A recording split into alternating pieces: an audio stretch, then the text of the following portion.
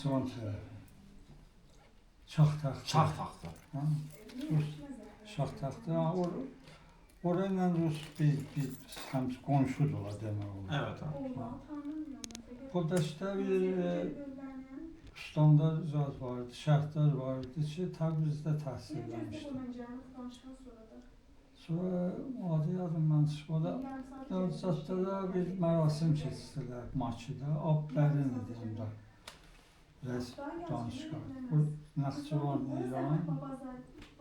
Burada biz bircə keçirdik. Çoxdan sözdür.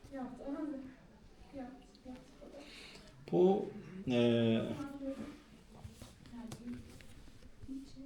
Şəhriyarın o büstünü, heykəlini mənim özüm yapmışam. Ha, onu 6 özün. dənə, 6 dənə Siz heykəltaraşlıq da var. hobi yapıram.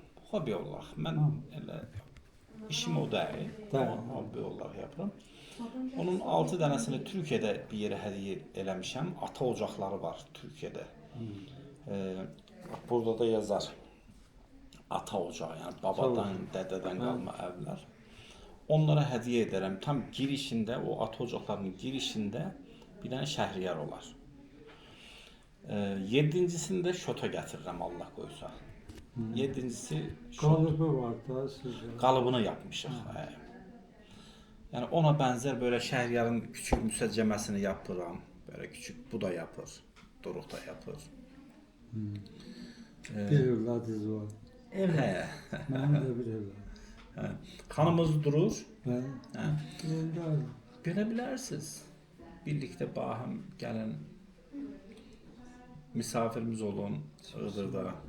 Və bura Iğdırdan da bir tur gəlmişdi. Bir xanım idi, tur sahibi. Qadın idi.